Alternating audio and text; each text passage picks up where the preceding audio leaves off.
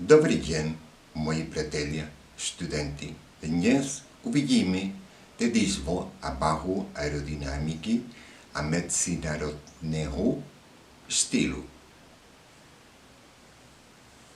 Bonjour, mes amis et mes étudiants. Good morning.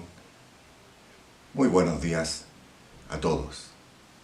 Hoy reflexionaremos en torno a la modernidad al interior de la década del año de 1930, una década que nosotros pudiéramos considerar, o que yo he planteado como temática, legado y lastre. Y claro, en primer lugar, yo los invito a reflexionar un poco frente a la imagen que estamos percibiendo, tanto ya sea desde la construcción, una edificación en altura, así como esta propuesta de la industria automotriz a través de Midnight Ghost, 1939, y esta edificación, que tan cercano a nosotros nos pareciera esta edificación, qué tan cercano nos parece el sistema constructivo, porque por supuesto, nuestros sistemas constructivos, nuestros espacios habitables, nuestra urbe, tiene ya 90 años. Entonces, claro, hay que entenderlo como un legado de la modernidad, de la razón, pero que al mismo tiempo fue tal el nivel de funcionalismo y eficiencia alcanzado en esa década, que al mismo tiempo nos generó un lastre que nos va a costar 40 años, 50 años en poder visualizar una propuesta distinta desde el lenguaje arquitectónico. Unos objetos en superficie tan armónicos, fluidos, fusionando materialidades, polimeraciones, metales, variables de los vidrios, que claro, hasta hoy nosotros al verlos pensaríamos que son de última avanzada o que es la edificación que se está construyendo cercano en mi barrio. Entonces, claro, hay que desarrollar en mayor profundidad otros aportes también que nos van a generar estos dos estilos que se van a desarrollar inicialmente en Norteamérica y que eventualmente se van a propagar a un nivel mundial. El estilo internacional y el streamline norteamericano. Situándonos un poco en el contexto histórico de 1930, claro, hay que entender que en ese momento las grandes potencias que lo habían sido en el diseño y en toda expresión social al interior del viejo continente en Europa, que aún venían arrastrando la problemática de la Primera Guerra Mundial en una recuperación lenta, que ya estaban viviendo un fenómeno de crisis también desde los nacionalismos, que desde nuestra distancia sabemos que ellos se encontraban prontamente a entrar en un nuevo conflicto bélico de carácter mundial, la Segunda Guerra Mundial. Claro, es la segunda década o la segunda oportunidad en la cual el diseño, la arquitectura y todas las expresiones encuentran acogida fuera de Europa y en Estados Unidos. Estados Unidos se convierte en potencia desde el punto de vista de los lenguajes, por segunda vez en ese momento. Pese a que recuerden ustedes que en 1929, en plena época de los locos años 20, ellos sufrieron una crisis también económica, la crisis del 29, la caída de Wall Street. Pero es que sin embargo, al nacer en la década del 30, los diseñadores industriales, los arquitectos radicados en Estados Unidos, conjuntamente con los norteamericanos, van a intentar desde una nueva concepción de modernidad, a partir de una nueva concepción de racionalismo y funcionalismo, porque lo van a entender desde la eficiencia del espacio y del objeto. Van a tratar de generar un reencantamiento del ciudadano y de la sociedad a través del producto.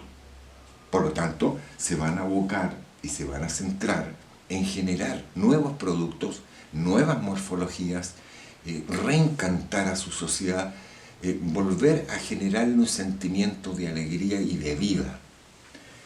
Es entonces que, claro, objetos industriales, el transporte fundamentalmente, el transporte llámese automóvil, autobuses, el nacimiento de la aeronáutica civil con el transporte de pasajeros a un nivel interciudades, va a ser fundamental porque va a ser complementado con nuevos avances de materiales, los nuevos aviones que ahora van a poseer una cabina en un nuevo metal, el aluminio, un metal que le va a posibilitar proteger tanto al pasajero como desplazarse y abarcar mayores distancias. Un metal que ya posee una apariencia visual que sorprende, que llama la atención, que capta al espectador producto de sus estrías por procesos industriales. Al mismo tiempo, vamos a comenzar a ver una suerte de nacimiento o de variables arquitectónicas que se van a alejar, si bien van a rescatar todo el legado de la escuela Bauhaus, al mismo tiempo de la escuela de Viktor Mas en Rusia. Claro, vamos a ver, por ejemplo, a un ingeniero, Sir Owen Williams, sí, en Inglaterra, porque claro, se van a ir sumando al mismo tiempo las grandes potencias. Pero un Sir Williams que cuando realiza esta propuesta para el New Daily en Manchester, y al igual como lo va a hacer en Glasgow, en Escocia, Inglaterra-Escocia me refiero, claro, nosotros quedamos sorprendidos. Una edificación de 1939, pero estamos hablando de la década del 30. Y al observar esta edificación, nosotros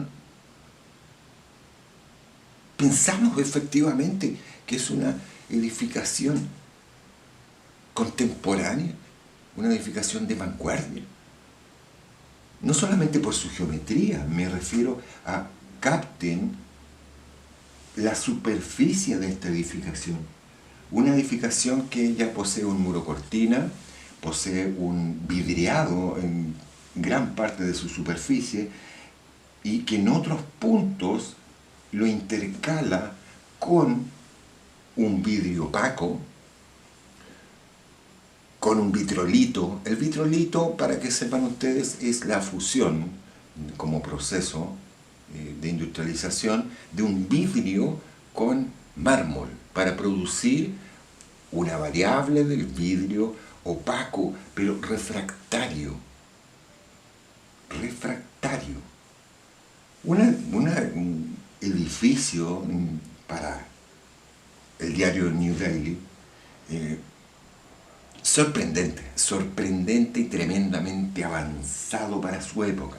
Diseñadores y arquitectos que al mismo tiempo entran en un cuestionamiento con relación a el uso del suelo, vale decir, de qué forma nosotros nos posicionamos en el espacio natural y al mismo tiempo rescatamos el espacio natural. ¿A qué me refiero?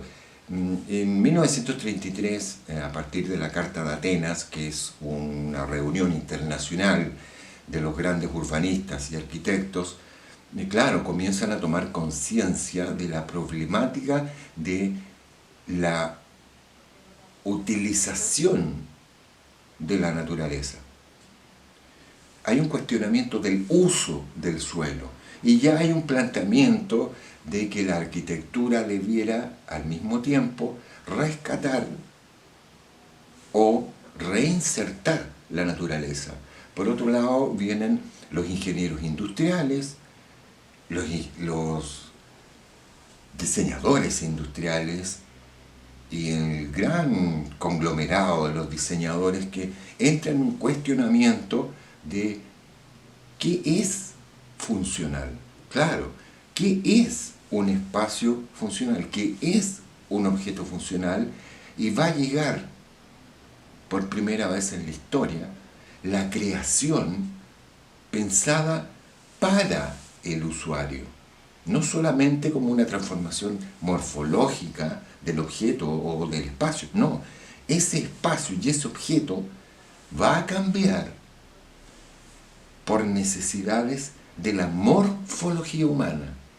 Entonces, claro, vienen todos los estudios en cuanto a la medición de la morfología del cuerpo humano. Vamos a profundizar en torno a estos dos estilos, al streamline norteamericano y al mismo tiempo al estilo internacional.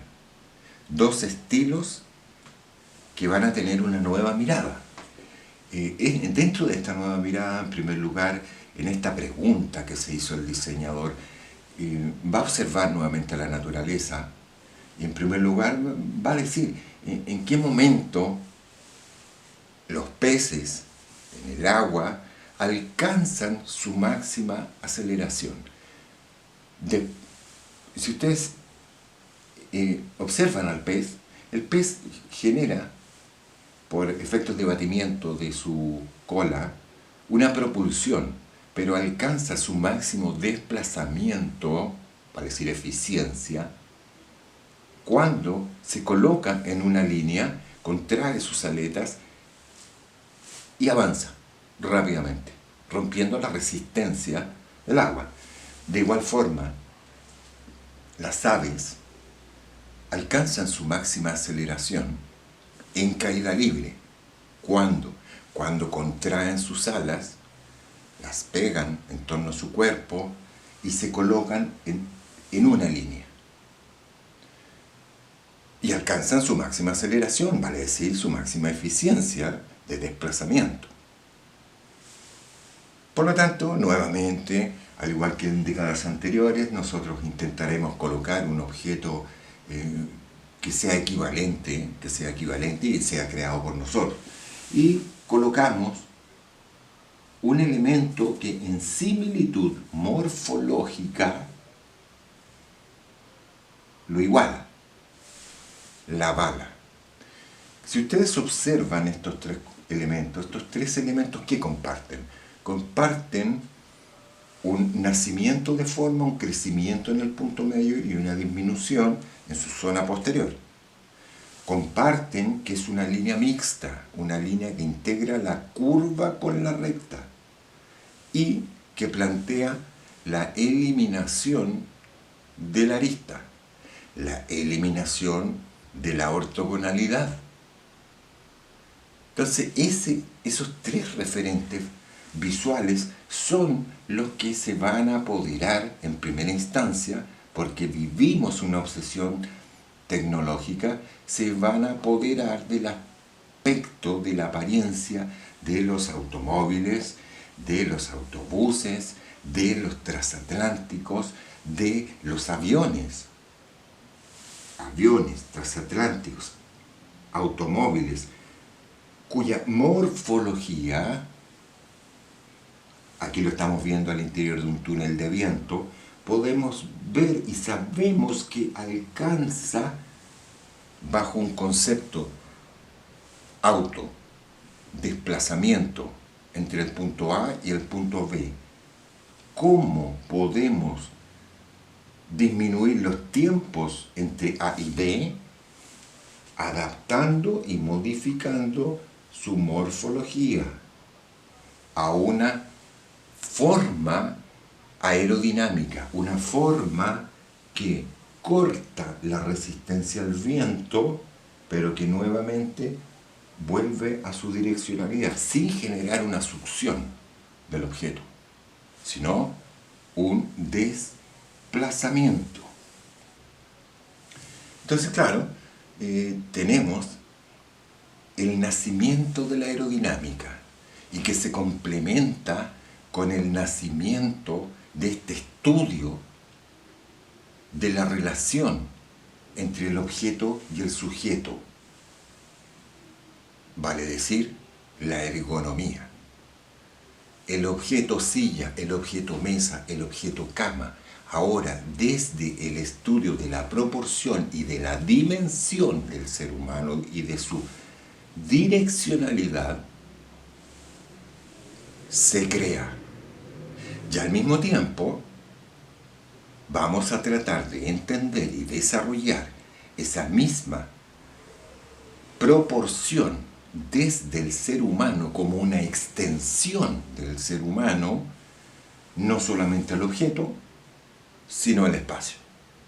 Es decir, vamos a sumar una morfología aerodinámica, vamos a sumar la ergonomía, la relación del objeto con el sujeto, más la antropometría, la relación del sujeto con el objeto y el espacio, en una nueva propuesta del hábitat, un hábitat que está ganando en altura, que es una nueva concepción de carácter plurifamiliar, que cumple y va a satisfacer con todos los requerimientos de la sociedad contemporánea.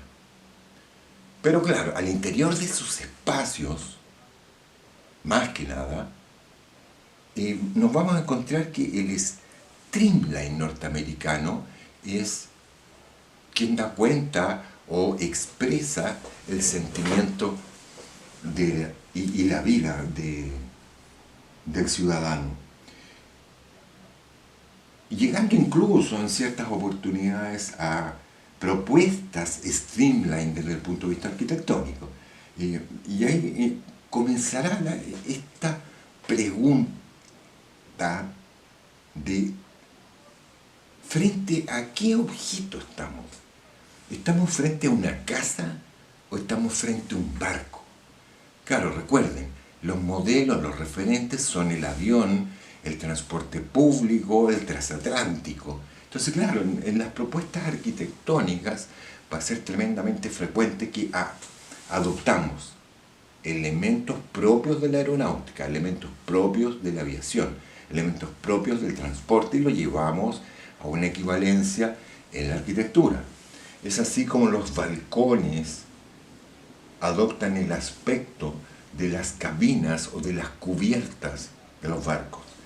Barcos en cuya cubierta poseen unas barandas metálicas con tubo de metal hueco, barandas de embarcaciones que ahora son el balcón, ventanas al interior de la embarcación que son unas boyas, unas claraboyas de mirilla hacia el océano, se integran al interior del espacio y del volumen arquitectónico en equivalencia, y claro, nosotros desde el punto de vista arquitectónico lo llamaremos ojos de buey, pero que son efectivamente un reminiscente de la aeronáutica, que en su trabajo y en su desplazamiento lineal producto de los metales, lo vamos a interpretar al mismo tiempo.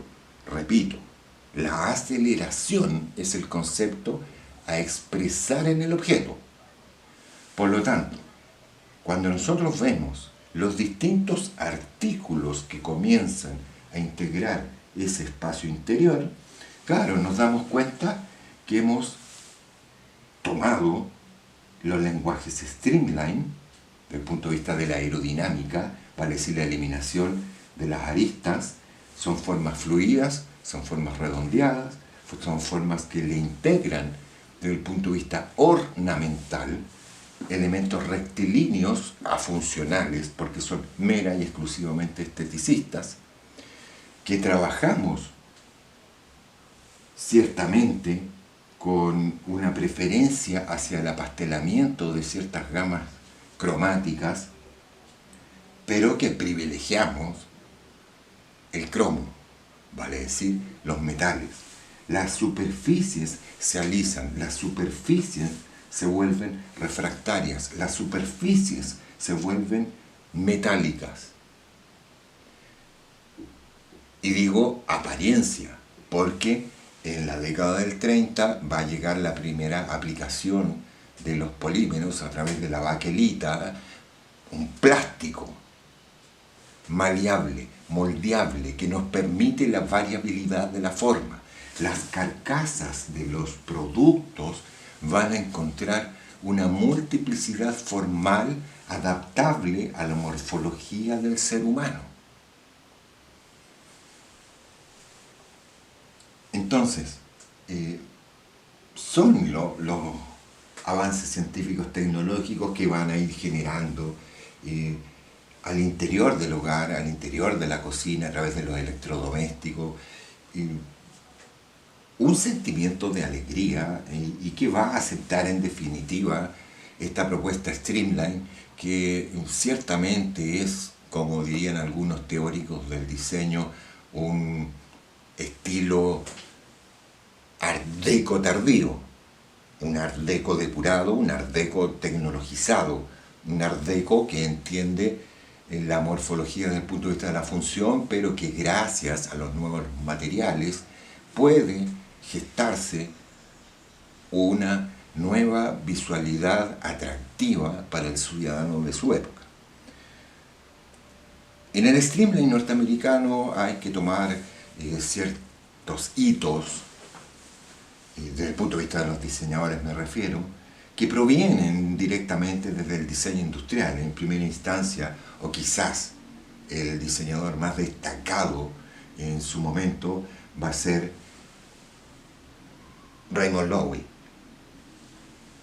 un diseñador industrial que nace en Mónaco, origen francés a eso me refiero, pero que se va a desarrollar eventualmente al interior de Norteamérica y llevando el Streamline norteamericano o este concepto de eficiencia a la multiplicidad de los productos, a la multiplicidad de las disciplinas del diseño, a un diseño industrial, a un diseño gráfico, a un diseño de ambientes, a un interiorismo, a un mobiliario. Él va a generar una proliferación del objeto producto con una aceptación al interior de la sociedad. Es así como vemos, por ejemplo, Raymond Loewy va a tomar el objeto cajetilla de Lucky Strike, una marca ya reconocida, al igual que Coca-Cola, una imagen ya reconocida y masificada a nivel mundial, toma la cajetilla de Lucky, rige hasta ese momento box, y el packaging se transforma, se simplifica, se adapta, se amolda. ¿Por qué? Porque genera el envase blando, en un envase que al mismo tiempo le desarrolla una nueva propuesta tipográfica de diseño gráfico.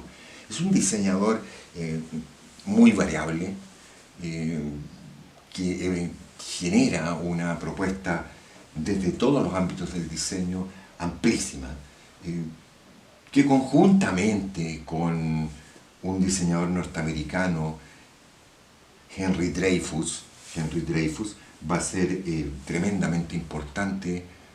Si bien él va a trabajar en forma conjunta con otros diseñadores y hacen la propuesta del tan conocido tren bala, o es una bala, tomando sus referentes desde la aerodinámica, con la integración de los elementos lineales, de los cromos, de las superficies lisas, claro, objetos que promueven la aceleración.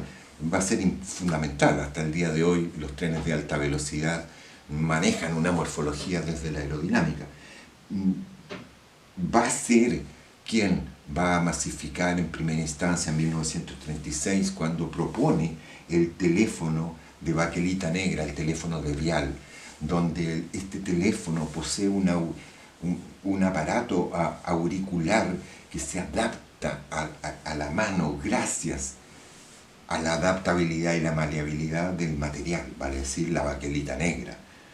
Claro, son grandes hitos del diseño industrial, de las nuevas morfologías, pero un señor Dreyfus que va a ser fundamental para el diseño contemporáneo, porque él, después pueden revisar el PDF y darse cuenta en el fondo, él realiza este estudio científico de la métrica, de la medición del cuerpo humano y cómo se asocia. Es decir, él es uno de los iniciadores del trabajo de la ergonometría y la antropometría, que después va a ser trabajado por arquitectos y desarrollado en forma conjunta para que hoy nosotros podamos desarrollar nuestros productos desde el ser humano y para el ser humano. Entonces, claro, es un streamline que va a modificar la faz de la ciudad, la faz de la urbe, a través de los productos que se van a posicionar en el espacio, productos que hasta el día de hoy siguen siendo visionarios del futuro, un tren, una tostadora, una aspiradora eléctrica, así como veíamos en la imagen anterior.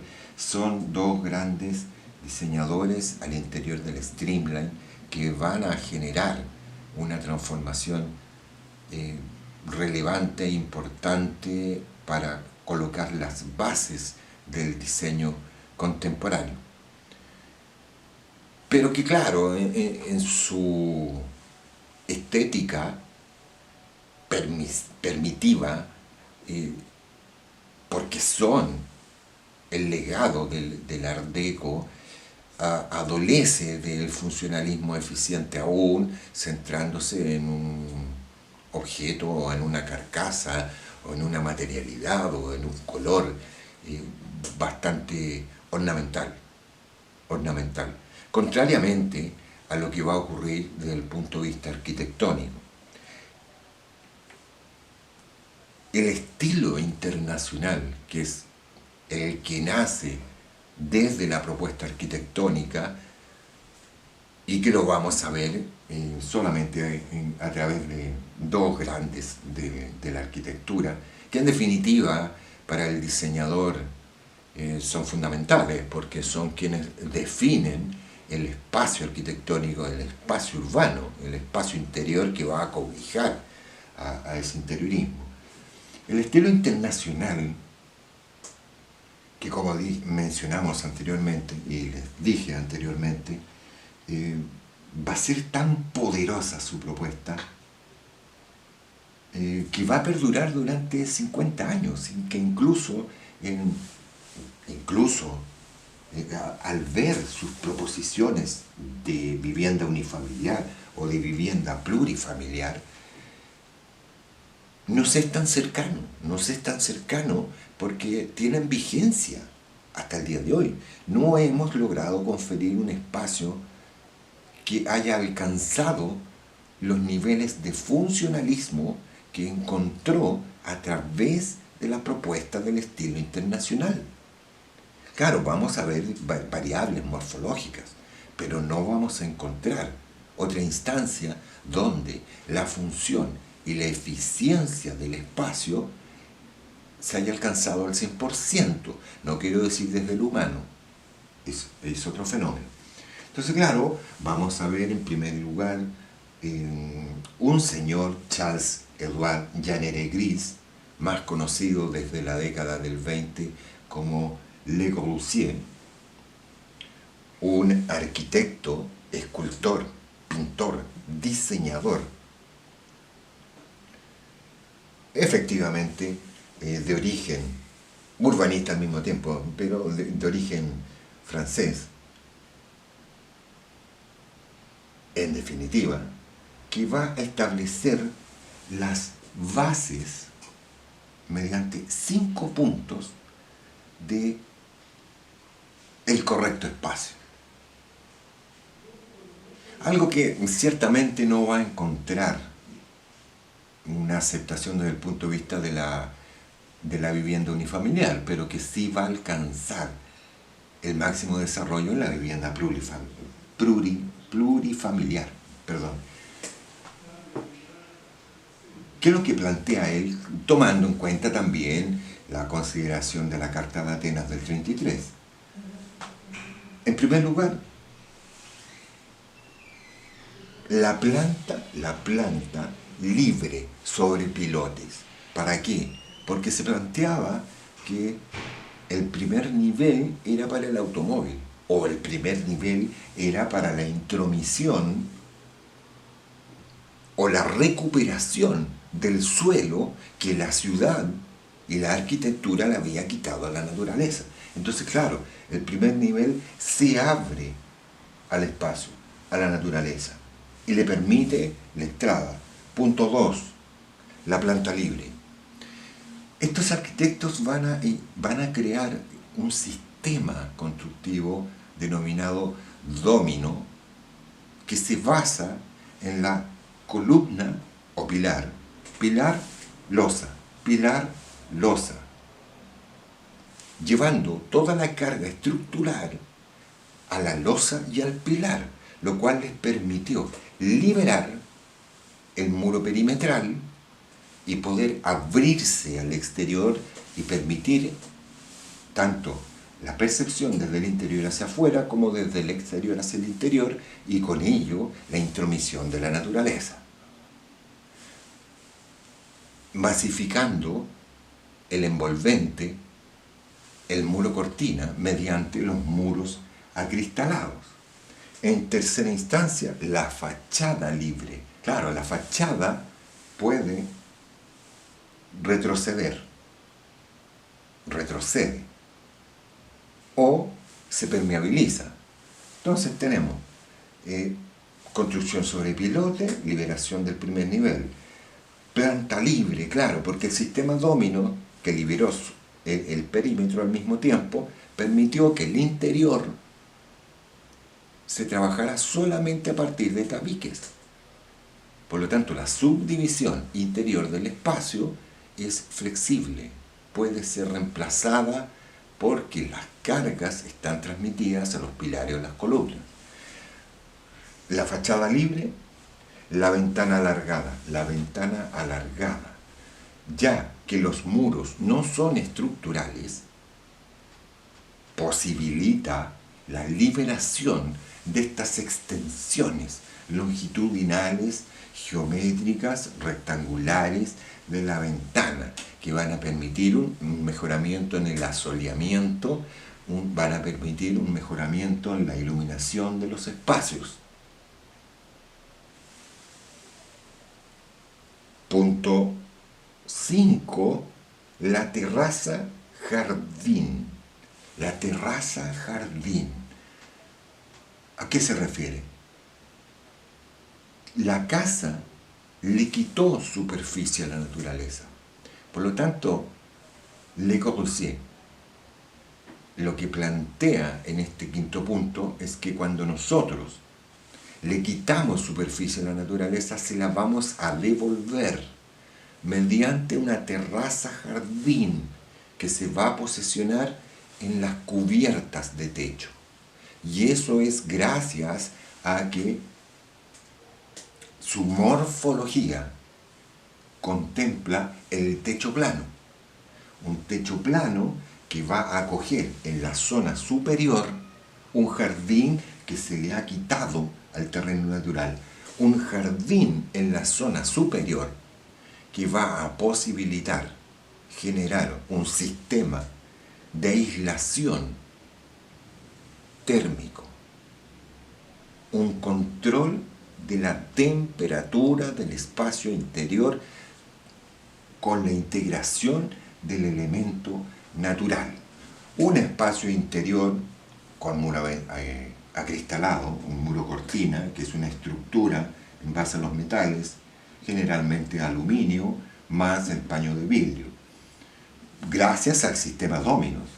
Pero aquí quiero que se den cuenta un poco que claro, el estilo internacional, que es un mejoramiento de la arquitectura, con la reinserción de la naturaleza a un nivel conceptual, entendámoslo, porque su volumen trabaja por una analogía por contraste. Analogía por contraste es una forma regular que se abre al espacio exterior irregular. Armonizan por contrastes. Pero al igual que Le Corbusier, idolatrado por los arquitectos hasta el día de hoy, sin dudar a dudas, fue una genialidad que propuso el espacio habitable, plurifamiliar, hasta el siglo XXI, por supuesto. Va a compartir dentro de la misma línea arquitectónica con un segundo arquitecto que va a revolucionar en el sentido de la propuesta arquitectónica y la propuesta de diseño, entendiendo que cada uno de ellos no solamente es un arquitecto, es un diseñador, es un artista, es un pintor, es un escultor, es un ebanista, es aquella persona que realiza el mobiliario. Conjuntamente con Ludwig Mies van der Rohe, que recuerden ustedes, Ludwig había sido en la tercera etapa de Bauhaus su director en Berlín, pero que claro, se va a trasladar a Estados Unidos y en Estados Unidos va a seguir su proceso evolutivo insertándose en el estilo internacional.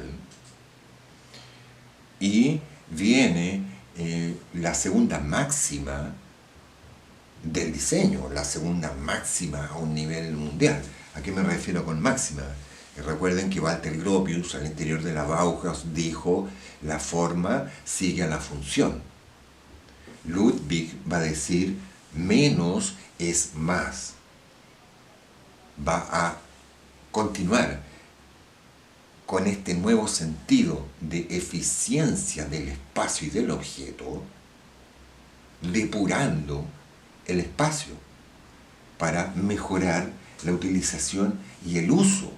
Va a mejorar la propuesta arquitectónica al sumarse a la concepción de Le Corbusier, a una concepción de integración de la naturaleza o abrir su volumen a la naturaleza mediante la extensión de terrazas que se proyectan desde el volumen sobre la superficie del suelo que está sobre pilotes para no alterar la superficie del suelo. Es un espacio que sin lugar a dudas es un equivalente al espacio habitable nuestro hoy en día, en su gran mayoría. No quiero decir con esto que no desarrollamos eventualmente otras propuestas de diseño, y claro, estamos a mucha distancia de esta propuesta. Es una propuesta de 1930, que va a pasar a 1940, que va a culminar en 1950, que en gran parte del mundo, tenemos que aceptarlo, es la constante y no ha cambiado. ¿Por qué no ha cambiado? Porque alcanzaron una propuesta desde la función del espacio importantísima y fundamental. Claro, entiéndanlo, lo logramos comprender a través del espacio urbano, a través de las grandes edificaciones, de los grandes centros, de las universidades, los centros cívicos. Pero claro, cuando Ludwig nos dio a conocer su ya tan famosa casa Farnsworth en Estados Unidos, claro, nos entra un cuestionamiento si efectivamente este sistema domino tiene una validez hacia la vivienda unifamiliar. Claro, porque la permeabilidad que logra, que volumétricamente alcanza su máxima pureza, su máxima belleza estética, pero que desde el punto de vista del ser humano, esa exposición pública pudiera ser malentendida. Claro, es una casa privada, en un recinto privado. Volumétricamente es maravillosa por la pureza que tiene, en la integración de los metales que fueron pintados blancos, cómo se proyecta el espacio. Un interior que al mismo tiempo está siendo equipado con diseños personalizados de Ludwig, con las implementaciones de las altas tecnologías en base a los tubos de metal hueco, algo que él arrastraba desde antes. Pero no, hay que entender que lo que rescatamos finalmente de Ludwig van der Rohe es su proceso evolutivo en su totalidad y de qué forma él conjuntamente con Le Corbusier son los que desarrollaron el aspecto visual de la urbe, del espacio habitable, del objeto, del concepto funcionalista, y que integramos al mismo tiempo el trabajo de Henry Dreyfus y de Raymond Loewy, que provienen desde el streamline, una arquitectura netamente funcionalista, racionalista, con la aportación de los diseñadores del streamline norteamericano, que le generaron una concepción desde el punto de vista ergonométrico antropométrico, ciertamente. Y volviendo atrás para recordarles un poco, claro, un señor Le Corbusier que desarrolla el concepto Le Modulor, él también como arquitecto en equivalencia a Dreyfus desarrolló un sistema llamado Le Modulor, que es a partir de la altura de un ser humano de 1,75 m, 1,65, 75, que era la estatura promedio, establece ciertos patrones de medición con relación al cuerpo humano y lo integra al espacio arquitectónico. Los espacios son, en su dimensión, el resultado de una extensión del yo del ser humano. Entonces, para concluir, sí, tardamos más de 90 años en lograr superar los avances logrados al interior del estilo internacional y del streamline norteamericano. 90 años tratando de superar el concepto de diseño nacido, generado y evolucionado desde estos grandes diseñadores y arquitectos que se iniciaron en la década del 30. De momento, muchas gracias por su atención y nos veremos en una próxima reflexión. Hasta pronto.